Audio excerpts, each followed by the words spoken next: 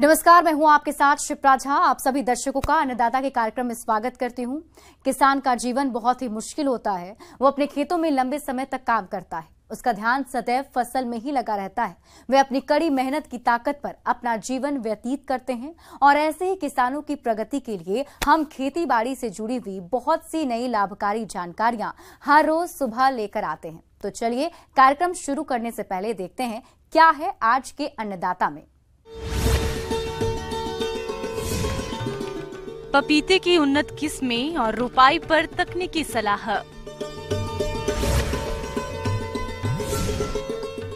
मसूर की फसल में लगने वाले रोगों की रोकथाम।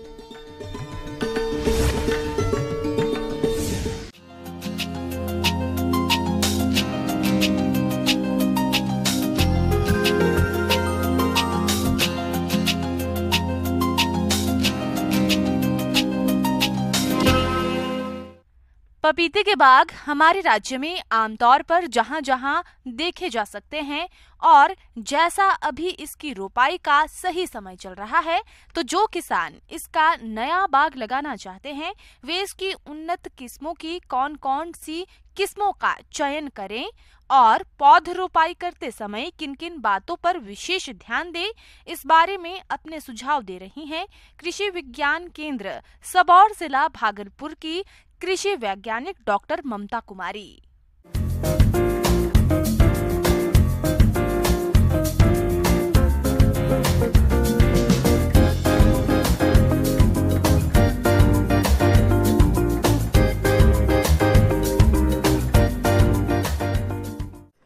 जैसा कि हम जानते हैं, पपीता को हम 3 साल में 3 बार लगा सकते हैं। गर्मा के लिए अभी लगाते हैं फरवरी के माह में, खरीफ के लिए जून में लगाते हैं और रबी में हम सितंबर अक्टूबर में लगाते हैं, जिसके लिए नर्सरी हमको तैयार करना होता है। गर्मा में लगाने के लिए हम नर्सरी तैयार करते हैं दिसंबर जनवरी में। दूसरा चीज़ है कि पपीता की बहुत सारी प्रजातियां हैं, जैसे पूसा नन्हा है, पूसा ड्वार्फ है, पुणे सिलेक्शन 1, 2, 3 है, कोयम्बटूर सीरीज है, रेड लेडी 786 रेड बेबी पर भी जा रहे हैं। लेकिन हम किसान भाइयों को बोलेंगे कि उनके यहाँ जो पपीता अच्छा कर रहा है, उस पपीता के बीज को भी आप वो लगा करके अपना पौधा तैयार कर सकते हैं। पपीता पोषक तत्वों से भरपूर, अत्यंत स्वास्थ्यवर्धक, जल्दी तैयार होने वाला फल है। पपीते का पके तथा कच्चे रूप में प्रयोग किया जाता है। इसका आर्थिक महत्व ताजे फलों के अतिरिक्त पपेन के कारण भी है, जिसका प्रयोग बहुत से औद्योगिक कामों में होता है। इसलिए पपीते की खेती की लोकप्रियता दिनों दिन बढ़ती ही जा रही है और क्षेत्रफल की दृष्टि से ये हमारे देश का 5वां लोकप्रिय फल है। अभी जिन किसान भाइयों ने अपना पौधशाला तैयार कर रखा है, उन किसान भाइयों को अभी उसके लिए गड्ढे की खुदाई करनी चाहिए। पपीता लगाने के लिए किसान भाइयों को 2 घन फीट का गड्ढा करें। 2 घन फीट के गड्ढा करने के उपरांत में 6 इंच की जो ऊपर वाली मिट्टी है उसको अलग रखें और 6 इंच के नीचे की मिट्टी है उसको वो अलग रखें। गड्ढे को कुछ दिन खुला छोड़ दें ताकि गड्ढे के अंदर जो भी उसका कीट है, फफूंद है, वो धूप में लग करके कुछ न कुछ समाप्त होगा। जो क्षेत्र है पपीता को मुख्यतः हम लोग 2 गुना 2 मीटर पर लगाते हैं, लेकिन हम पपीता को 1 गुना 1.8 मीटर इंटू 1.8 मीटर पर भी लगा सकते हैं। अगर हम पपीता को 2 गुना 2 मीटर पर लगाते हैं तो हमारा 1 हेक्टेयर में लगभग 2500 पौधा आता है। लेकिन अगर हम 20 सेंटीमीटर घटाते हुए 1.8 गुना 1.8 मीटर पर लगाते हैं तो पपीता का पौधा लगभग हमारे यहाँ 586 पौधा बढ़ जाता है। 3086 पौधा प्रति हेक्टेयर हो जाता है। तो अगर प्रति हेक्टेयर इतना पौधा हो जा रहा है, 586 पौधा का हमको लाभ प्राप्त हो रहा है उसी प्रबंधन में, तो किसान भाइयों को इसके सघन की तरफ बढ़ना चाहिए। पौध लगाने से पहले खेत की अच्छी तरह तैयारी करके खेत को समतल कर देना चाहिए ताकि पानी भर न सके। जब पौधे 20 से 25 सेंटीमीटर के हो जाते हैं तो पहले से तैयार किए गए पौधों को 2 से 3 की संख्या में प्रत्येक गड्ढे में 10 सेंटीमीटर के फासले पर लगा देते हैं। पौधे लगाते समय इस बात का ध्यान रखते हैं कि गड्ढे का ढाल पौधे की तरफ हो। पौधे लगाने के बाद सिंचाई कर लेना चाहिए। उसके उपरांत कुछ दिन खुला छोड़ने के बाद जो आपने नीचे की मिट्टी निकाली है उसमें आप कम से कम उसमें 2.5 kg कंपोस्ट मिलाएं, उसमें 50 ग्राम DAP मिलाएं, 50 ग्राम पोटास मिलाएं और कार्बनडाजिम भी मिला सकते हैं, डाइथेनियम 45 भी मिला सकते हैं, या आप कुछ दिन 2-3 दिन विलम्ब से उसमें ट्राइकोडर्मा विरिडी भी मिला सकते हैं। जो कंपोस्ट वाली मात्रा है उसमें ट्राइकोडर्मा विरिडी मिला दें और कुछ दिन रुक करके इसको पूरे को मिक्सचर को मिला करके गड्ढे की भराई कर दें।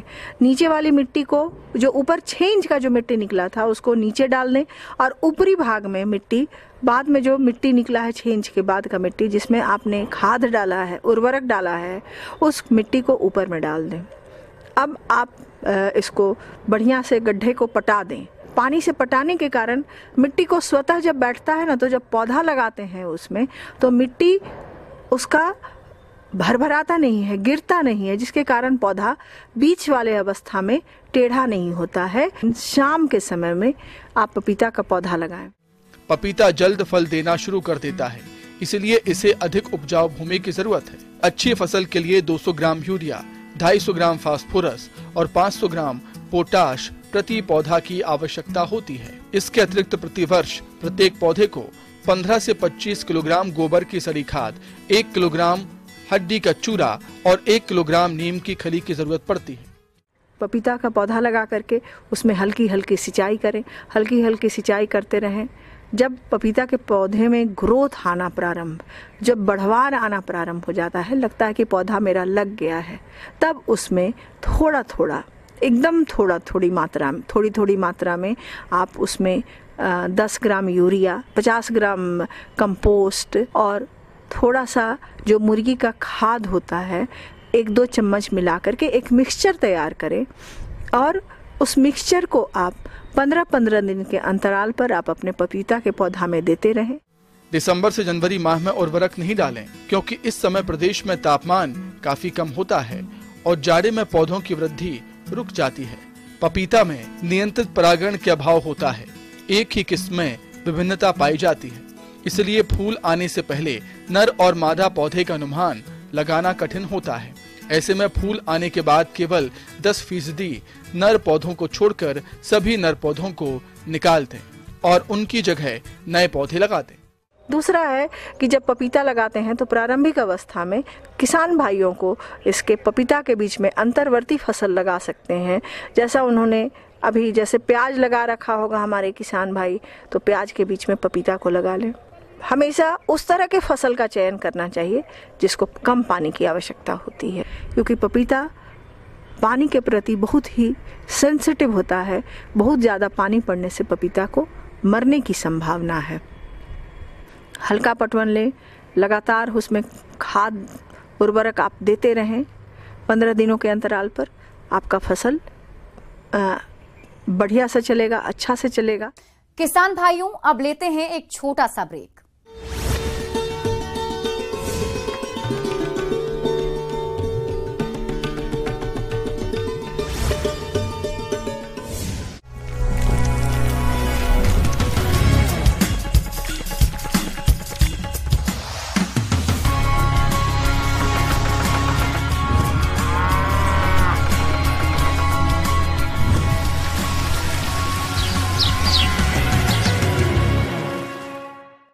ब्रेक के बाद आप सभी दर्शकों का अन्नदाता में स्वागत है।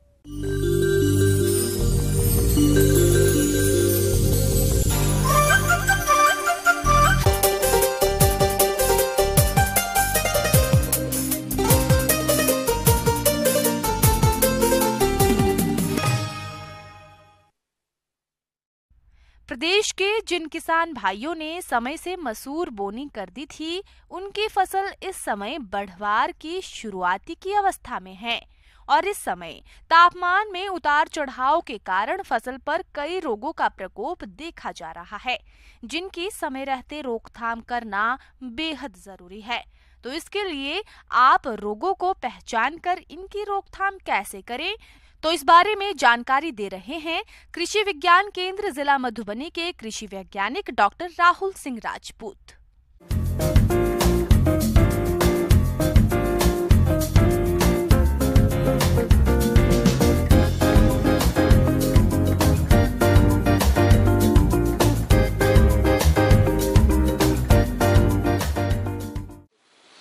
सबसे पहले नमस्कार किसान भाइयों। आज का जो ये हमारा कृषि अंक है, इसमें हम मसूर की फसल में लगने वाले रोगों के बारे में बात करेंगे।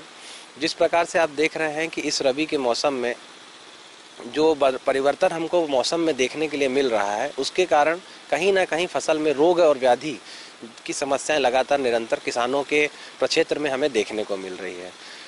जो मसूर की फसल है, इसमें मुख्य रूप से यदि हम देखें तो दो बीमारी जो फसल की उपज को प्रभावित करती हैं, उसमें मुख्य एक है तना का विगलन, और साथ ही साथ इसको उगटा भी हम एक बोलते हैं बीमारी जो आती है, जिसमें पौधा पूर्ण रूप से सूख के मरना प्रारंभ कर देता है।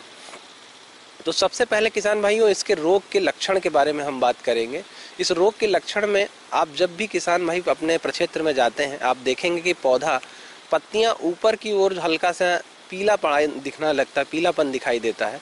तो जब आप उसको पत्तियों को निकालेंगे या पौधे को जड़ से पकड़ के निकालेंगे, तो आप देखेंगे कि जो निचला भाग है, जड़ का भाग है, वो कहीं ना कहीं सूखना प्रारंभ कर दिया है, और उसकी जो निचली पत्तियां हैं उसमें पीलापन प्रारंभ पहले दिखाई देता है।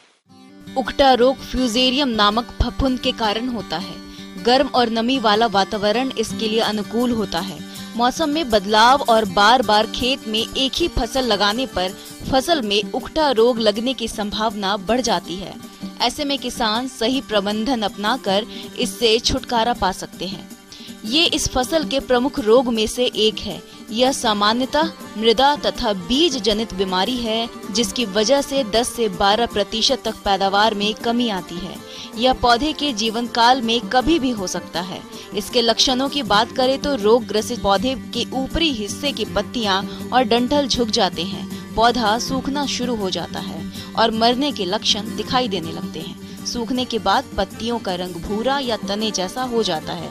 वयस्क और अंकुरित पौधे कम उम्र में ही मर जाते हैं एवं भूमि की सतह वाले क्षेत्र में आंतरिक उत्तक भूरे या रंगहीन हो जाते हैं। यदि तने को लंबवत चीरा लगाएंगे तो तंबाकू के रंग की तरह धारी दिखाई पड़ती है। इसी के साथ में जो तना विगलन एक और समस्या हम देखते हैं, उसके लक्षण की जो पहचान है, उसके लिए किसान भाई आप देखेंगे जो भी पौधा आपका रोग ग्रसित है, उसके आसपास जड़ के क्षेत्र अर्थात पौधा जहाँ से भूमि से जुड़ा हुआ होता है, उस क्षेत्र के पास में हल्का सा सफ़ेद कलर का या सफ़ेद रंग का रुई के समान ग्रोथ फंगस का विकास और वृद्धि विकास दिखाई देता है। तो ये जो लक्षण है, सामान्य रूप से किसान भाई अपनी क्षेत्र पे यदि देखते हैं मसूर के, तो वो इस रोग के नियंत्रण हेतु दवा का उपयोग करना प्रारंभ कर दें।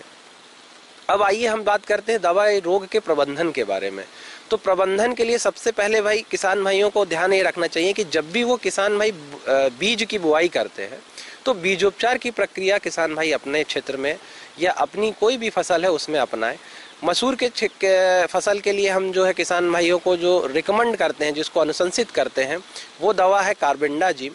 इसकी 2.5 ग्राम प्रति किलो बीज की दर से हम बीजोपचार के लिए किसान भाइयों को अनुशंसित करते हैं। इसके नियंत्रण के लिए ट्राइकोडर्मा पाउडर 10 ग्राम प्रति किलोग्राम बीज की दर से बीजोपचार करें। साथ ही 4 किलोग्राम ट्राइकोडर्मा को 100 किलोग्राम सड़ी हुई गोबर की खाद में मिलाकर बुआई से पहले प्रति हेक्टेयर की दर से खेत में मिलाएं। 6 वर्षीय फसल चक्र अपनाएं। मानसून में खेत की नमी को संरक्षित करें। गहरी जुताई करके खेत को समतल करें। रोग मुक्त बीज का प्रयोग करें। रोग प्रतिरोधी किस्में लगाएं। जब तापमान अधिक हो तब बुआई ना करें। अक्टूबर के दूसरे व तीसरे सप्ताह में बुआई करें। खड़ी फसल में रोग के लक्षण दिखाई देने पर कार्बेंडाइजम 50 WP 0.2% घोल का पौधे के जड़ क्षेत्र में छिड़काव करें। क्योंकि अब तो ये फसल हमारी जो है प्रक्षेत्र में लग चुकी है, और अब जो इसमें रोग दिखाई दे रहा है खड़ी फसल में, उसके प्रभावी नियंत्रण के लिए मैं किसान भाइयों से अनुरोध करूंगा कि जैसे ही उनको रोग का लक्षण अपने प्रक्षेत्र में दिखाई देता है, तो वो कार्बेंडाजिम प्लस मैनकोजेब के मिश्रण की एक दवा आती है।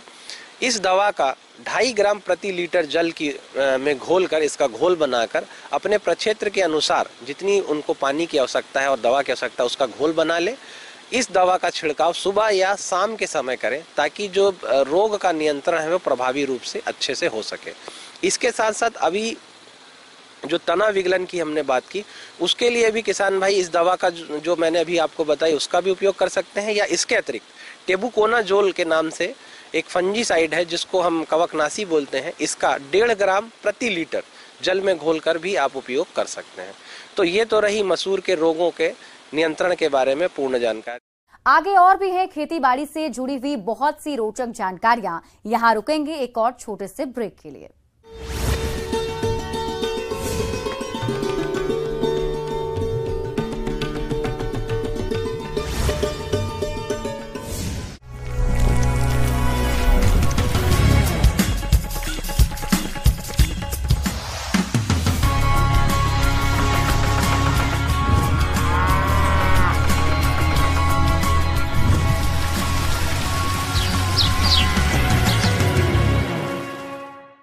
ब्रेक के बाद एक बार फिर से आप सभी दर्शकों का अन्नदाता के खास कार्यक्रम में स्वागत है।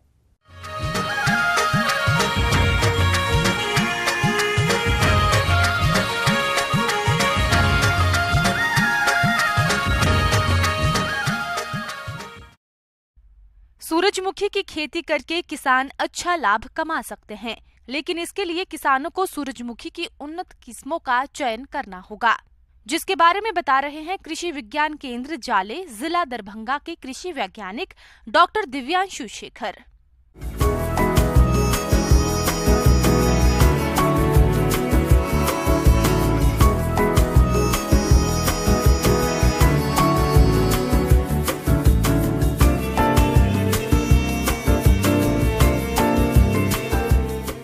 गर्मा फसल में ऐसे किसान जिनका खेत विभिन्न फसलों का ले लेने के बाद अगर उनका 15 फरवरी से लेकर के 15 मार्च के बीच में अगर खेत उनका खाली हो जाता है तो उनके पास बहुत सीमित विकल्प होते हैं अन्य फसलों के लिए।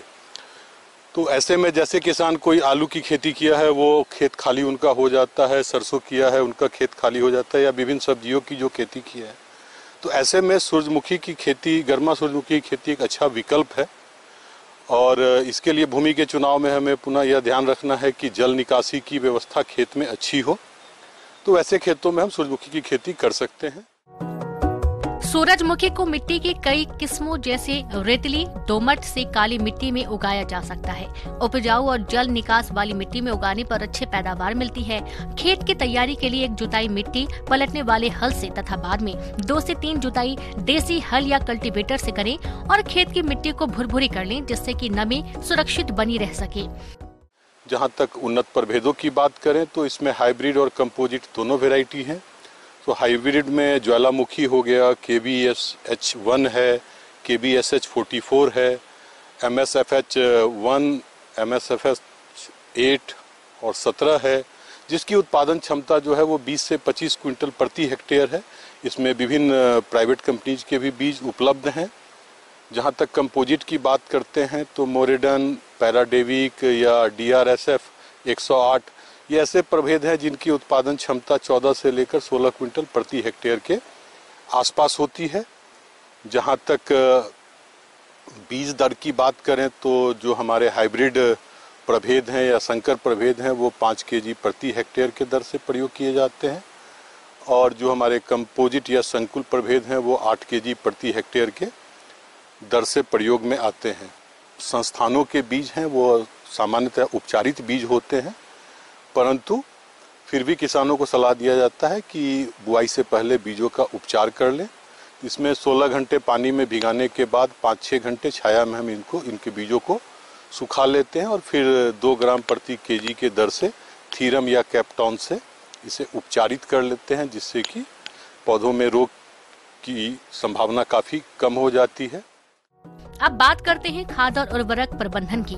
तो 20 टन गोबर की खाद प्रति हेक्टेयर की दर से खेत की जुताई के समय मिला दें। इसके बाद urea 125 kilo, DAP 130 kilo, MOP 70 और सल्फेक्स लगभग 20 किलोग्राम प्रति हेक्टेयर की दर से प्रयोग करें।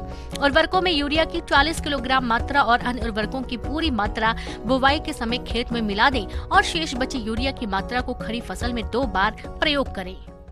जहाँ तक पौधों से पौधों की दूरी हम कहते हैं या स्पेसिंग की बात करते हैं तो 60 से लेके 60 × 30 सेंटीमीटर पे हाइब्रिड सीड को लगाना चाहिए, जबकि कंपोजिट को 45 से 20 सेंटीमीटर 45 × 20 सेंटीमीटर के स्पेसिंग में हमें लगाना है। जहाँ तक हम बीज की गहराई की बात करते हैं तो 4 से 6 सेंटीमीटर गहराई में हमें इसे लगाना है। जहां तक शुरुआत में 40 से 50 दिनों तक खेत में हमें खरपतवारनाशी का ध्यान रखना होता है।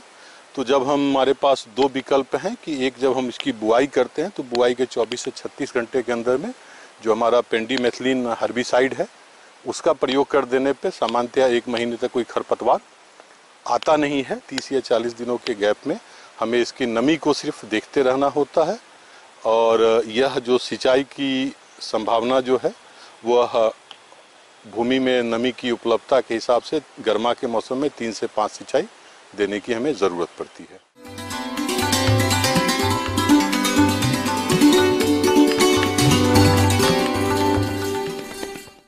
और आइए अब जानते हैं अन्नदाता निःशुल्क फोन के माध्यम से पूछे गए समस्याओं का समाधान। अन्नदाता निःशुल्क फोन संपर्क सेवा के माध्यम से पूछे गए प्रश्नों में से आज हमने जिस प्रश्न को कार्यक्रम में शामिल किया है उसे पूछा है ग्राम अलीगंज जिला जमुई के कृषक परमानंद झा ने। ये दुधारू पशुओं में पाइका रोग की समस्या के उपचार के बारे में जानकारी चाहते हैं। तो परमानंद झा जी, आपकी जानकारी के लिए प्रस्तुत है कार्यक्रम का ये अंश। किसान भाइयों नमस्कार। ये पाइका नामक जो बीमारी होती है ये विशेष करके हमारे जो पालतू पशु होते हैं उसमें से भी जो दुधारू पशु होते हैं उन सबों में इस रोग की होने की संभावना अधिक होती है। इसके कारण में ऐसे तो कई तरह के कारण होते हैं, पर पाइका बीमारी का जो सबसे मुख्य कारण होता है ये मिनरल के अभाव के कारण शरीर में कई तरह के खनिज पदार्थों की जरूरत होती है जो शरीर के सभी उपापचय क्रियाओं को समुचित रूप से चलाते हैं। तो इसमें विशेष करके फास्फोरस, सोडियम और मैग्नीशियम की अचानक कमी होने के कारण पशुओं में ये बीमारी होने की संभावना रहती है। फास्फोरस की कमी पशुओं में आमतौर पर लंबे समय तक अपर्याप्त मात्रा में चारा लेने से उत्पन्न होती है और लंबे समय तक पशुओं के आहार में फास्फोरस की कमी के कारण क्रोनिक फास्फोरस की कमी हो जाती है। इस प्रकार की फास्फोरस की कमी शुष्क क्षेत्र में चरने वाले पशुओं में पाई जाती है क्योंकि इन स्थानों की मिट्टी में स्वाभाविक रूप से फास्फोरस कम मात्रा में पाया जाता है। हम खनिज पदार्थों की जो बात कर रहे हैं इनकी कमी होने के भी कई कारण होते हैं। जैसे कोई किसान भाई क्या होते हैं कि दुधारू पशुओं को उचित मात्रा में हम मिनरल मिक्सचर अलग से नहीं दे पाते हैं तो उसकी आपूर्ति पूरी तरह से नहीं हो पाती है और शरीर में धीरे धीरे इसकी मात्रा घटते जाती है और धीरे धीरे करते करते कुछ दिनों में ये जो हमारे पशु हैं, दुधारू पशु हैं या जो दुधारू नहीं है, उन सबों में भी इस बीमारी को आने की संभावना बढ़ जाती है। इसके साथ साथ जो किसान भाई फाइबर जो रेशा की मात्रा होती है, संतुलित आहार में अगर रेशा की मात्रा भी उचित मात्रा अगर न रखी जाए तो ये बीमारी होने की संभावना होती है। पाइका रोग पीड़ित पशु में कुछ लक्षण उत्पन्न होते हैं जिन्हें देखकर आप रोगी पशुओं को आसानी से पहचान सकते हैं। इन लक्षणों में पशु खाद्य पदार्थ के अलावा अखाद्य पदार्थ जैसे ईंट, पत्थर, मिट्टी, मल मूत्र, कागज, कपड़े आदि खाने लगते हैं।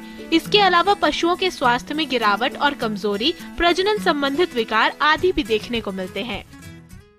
तो इस तरह के लक्षण अगर दिखाई पड़ता है तो आप समझ सकते हैं कि आपके पशुओं में इन खनिज पदार्थों की कमी हो गई है और इस रोग से आपके पशु ग्रसित होने जा रहे हैं। तो आप जितनी जल्दी हो सके, अभी जो हम कारण बताए थे आपको इसके होने के, जैसे आप नियमित रूप से दूध की मात्रा के अनुसार में आप मिनरल मिक्सचर अतिरिक्त के जरूर दें। साथ साथ अगर मिनरल ऑरली जो दे रहे हैं, जो खाना के साथ दे रहे हैं, उससे अगर पूर्ति नहीं हो पा रही है तो बहुत सारे फास्फोरस के इंजेक्शन बाजार में उपलब्ध रहते हैं। आप कुछ दिनों तक में 2-3 दिन तक उसके इंजेक्शन भी चला के उसके शरीर में इन खनिज पदार्थों की आपूर्ति यथाशीघ्र कर सकते हैं। वे डॉक्टरी परामर्श के अनुसार में आप उनका भी इस्तेमाल कर सकते हैं। संक्रामक रोगों के अलावा कुछ ऐसे भी होते हैं जो कि पशुओं की उत्पादन क्षमता कम कर देते हैं। ये रोग ज्यादा भयानक नहीं होते हैं लेकिन समय पर सही इलाज नहीं कराने पर काफी खतरनाक साबित हो सकते हैं।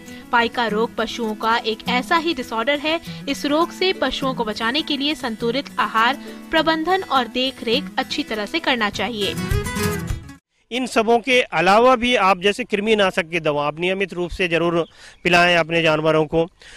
आपने जो खाना है आप जो दे रहे हैं, संतुलित आहार दे रहे हैं, उसमें देखें कि जो 24 आवर की जो दिन भर की जो आहार है उसमें उचित मात्रा में रेशा उपलब्ध है कि नहीं, इन सबों को भी देखें।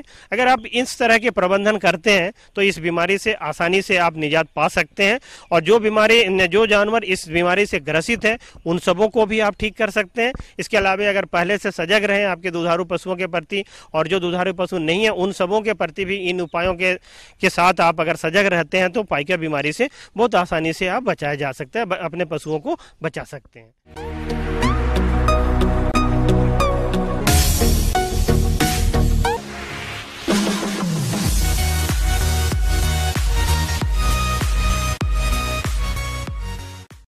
और आइए एक नजर डाल लेते हैं राज्य के कुछ मंडियों के प्रमुख फसलों के बाजार भाव पर।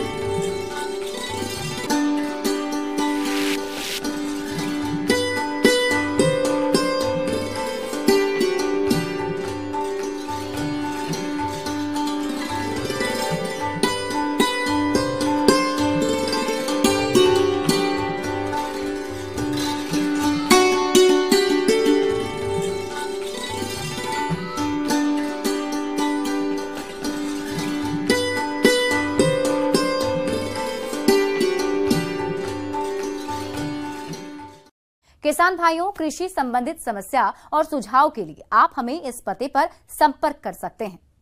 प्रोड्यूसर अन्नदाता news 18 Bihar Jharkhand, Ramoji film city Hyderabad 501512। साथ ही आप हमें ईमेल भी कर सकते हैं। हमारा ईमेल है p18annadatabihar@nw18.com। इसके अतिरिक्त आप हमें निःशुल्क हेल्पलाइन नंबर 1800889216 पर सोमवार से शनिवार सुबह 10 बजे से शाम 4 बजे के बीच संपर्क कर सकते हैं।